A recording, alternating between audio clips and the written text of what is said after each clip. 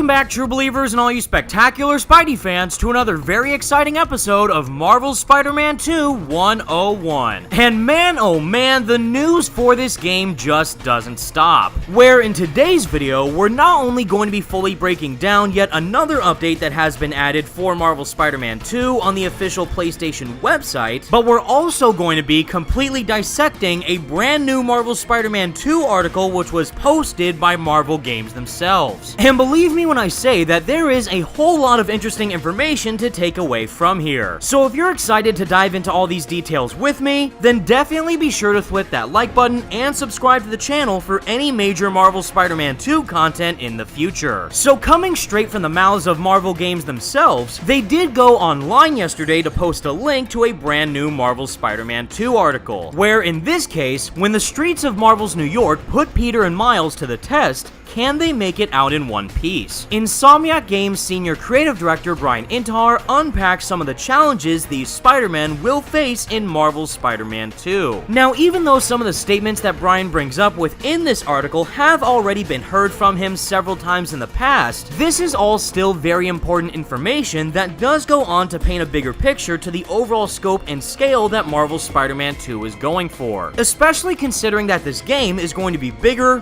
bolder, and darker in comparison to any of Insomniac's previous Spider-Man titles, where it's pretty obvious to see right off the bat that Insomniac has their work cut out for them, and they already fully knew this well in advance. Whereas the article goes on to say is that Marvel's Spider-Man 2 creators on making a game worthy of two Spider-Men. Insomniac Games Senior Creative Director Brian Intihar discussed the scale of Marvel's Spider-Man 2, and how the sequel will physically and psychologically challenge Peter Parker and Miles Morales. When Venom and a host of other vile villains bear down on Marvel's New York in Marvel's Spider-Man 2, it will take everything Peter Parker and Miles Morales have to keep the darkness at bay. And that's entirely by design. Speaking to Marvel.com, Insomniac Games Senior Creative Director of Brian Intihar revealed that the goal for Marvel's Spider-Man 2 was always to tell a story worthy of two Spider-Men. And that meant creating challenges that will test Peter and Miles in all new ways. Whereas Brian goes on to say in a very familiar fashion is that I think there's a reason why it's called Marvel's Spider-Man 2, because we wanted to have a game featuring both Peter and Miles. I think that was the goal, where we want to tell an epic story of two Spider-Men, and I feel like that we've done that and that we've delivered that. I think what we wanted is we wanted to have a story with adversaries that are worthy of requiring two Spider-Men to save the day, hence bringing in this guy of Tony Todd and seeing Venom. And then also, looking at our cast of Kraven and Lizard and others, they're really challenging our heroes in ways that they've never been challenged before, whether it's physically or psychologically. And primarily, when it comes to the character of Venom, I couldn't agree with Brian more. As I've already said several times in the past, is that Venom is the absolute ultimate threat that Spider-Man could possibly face. Not just in terms of size and strength, but also in relation to what Venom can do to Peter both inside and outside of the mask. Considering that Venom's host, where in most cases would usually be Eddie Brock, always knows that Peter Parker is Spider-Man, and will do absolutely anything in his power to try and torture Spider-Man as much as possible, whether that's trying to go after Peter himself or the ones that he loves the most. But given that we already know that this Venom within Marvel's Spider-Man 2 is not going to be Eddie Brock, it is going to be extremely interesting to see what exactly this Venom's particular host is going to do to both Peter and Miles both in and out of their Spider-Man suits throughout the story. And based off everything that we currently know about Venom's role within Marvel's Spider-Man 2, this is easily shaping up to be one of the most definitive interpretations of the Venom character that we have ever seen in any form of Spider-Man media. And I for one just can't wait to see what his full role is going to be within this game's story. Now, in addition to the game's story, we also have the fully expanded Marvel's New York map that we can dive into within Marvel's Spider-Man 2, which now includes the brand new districts of Queens and Brooklyn. And awesomely enough, these districts won't just be used to further expand the open world, but will also be used to further expand the game's core narrative, which, as you'd expect, relates directly to both Peter and Miles. Whereas Brian Intihar continues within the article, then you just look at the scale of the game with doubling the size of the city with Queens and Brooklyn, adding new traversal abilities with the web wings, and then just the whole role that the symbiote plays in both gameplay and the story. We knew when we said it's gonna be called Marvel's Spider-Man 2, we had to earn that title. And I think that was the journey we wanted to go on. Likewise, Miles Morales actor Najee Jeter weighed in on how Brooklyn's inclusion in Marvel's Spider-Man 2 will impact his character. Whereas Najee states, Miles is definitely growing up. So, we see him go through the changes from a young high school kid, going through the puberty changes and just through the manhood changes, and then now becoming his own. He's definitely owning a lot more of what he's become. So, just with Brooklyn being involved and just with everything in Marvel's New York, it kind of makes him his own. Just through the ruggedness, the fast-paced moving, just the villains. Everybody that's in Marvel's New York sums up Miles' behavior as he's growing into this equal to Peter. And speaking of Peter, this is where we get some insight from both Yuri Lowenthal and Laura Bailey, who respectively play Peter Parker and Mary Jane within Marvel's Spider-Man 2, where they go on to break down the importance of Queens within this game's story. Or more specifically, one of the most important locations that you can visit within Queens itself. Where coming straight from the mouths of both Yuri and Laura is that they say, I love that we get to hang out in Queens together at Aunt May's house. That's what I was going to say. It's so cool to get to see Aunt May's house. That house meant something when she was alive. And now, when Pete and company are older and Aunt May isn't around anymore, it's like a nest of memories. I'm trying to figure out how to grow up and make my way in the world and expand our relationship. And there's a shadow of Aunt May still there. And to wrap this article up with a statement coming straight from the mouth of the story lead of Marvel's Spider-Man 2 himself, of John Paquette, he says that tonally, I think what it does is exactly what Najee was saying. The city in the first two games had an energy to it, but once you go into the suburbs, you start to bring it down a little bit, and you start to think about stability and the future and family. Whereas Miles is out there in the city, in Brooklyn and Manhattan doing his thing. And with these two in Queens,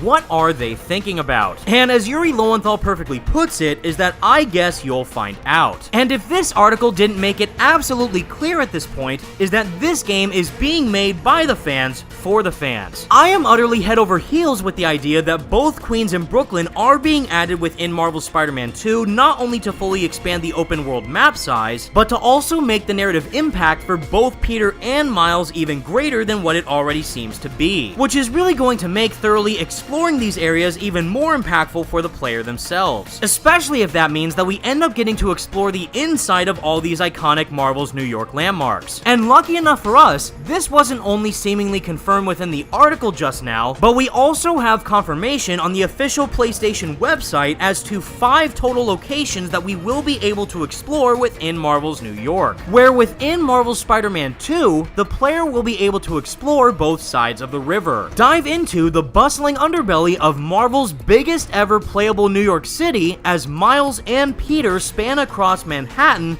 Brooklyn, and Queens. Where to kick things off in Queens, we do have Aunt May and Peter's house as well as Midtown High, where for the former is that Peter's childhood home holds a lot of memories, both bitter and sweet. What clues to his past are hidden amongst the trinkets? And for the latter is that Midtown High is the Forest Hills High School where Peter built his first Spider-Man suit. Will he sneak back into the chemistry lab to think up some brand new inventions? And I don't know about any of you, but these two locations in particular have me hyped beyond belief. For starters, not only will all these locations in general have a very big presence within the game's open world map, but based on these descriptions alone, it does sound like that we will be able to thoroughly explore inside of these locations both as Peter and Miles. Where for the case of Aunt May's house, this is actually giving me major Amazing Spider-Man 2 video game vibes, where if you recall in that game, we were able to freely explore Aunt May's house whenever we wanted to, which you could easily access at any time in order to talk to Aunt May herself, or simply decide to switch in and out of different Spider-Man suits as well as replay through the game's story missions. But being able to freely explore this universe's version of Aunt May's house, as well as interact with a wide variety of items within her home that do directly to Peter specifically, is without a doubt going to mean a lot for die-hard Peter Parker fans. And the same thing can be said for Midtown High, where based on its description alone, it does sound like that Peter Peter is going to be using Midtown High's chemistry lab in order to work on more Spider-Man stuff, which might end up feeling a bit similar to Otto Octavius's lab within Spider-Man PS4. And if we're going to be able to fully explore Midtown High as Peter, then I do hope the same thing can be said for the college that he attended with Empire State University, considering that not only is ESU Peter's alma mater, but that is also the college that Miles himself is planning on attending. And speaking of Miles, we're now moving on to his hometown with Brooklyn, where for the case of the current school that Miles is attending, we do have Brooklyn Visions Academy. Miles aced a seriously tough test to bag a spot at this elite Brooklyn school. Here's hoping that he and Genki don't get caught passing Spider-Man related notes in class. And for another standout New York location has to go to Coney Island. But for the case of its description, this is where things start to get really interesting. Where for Coney Island, the iconic Brooklyn landmark is the perfect backdrop for an epic showdown. Will Miles and Peter bring a different kind of firework to the pier? Where in actuality, we did see a slight tease of what this showdown could be in the Digital Deluxe Edition trailer, where we did see a very quick sequence of Peter trying to stop a roller coaster. And knowing that we're actually going to be able to experience a full-fledged set piece and boss fight within Coney Island is straight up badass. But as for who exactly this boss could be, my biggest guess right now would have to be Mysterio. Considering that we did see a very quick shot within the overview trailer of who appeared to be Quentin Beck in the same location which Harry,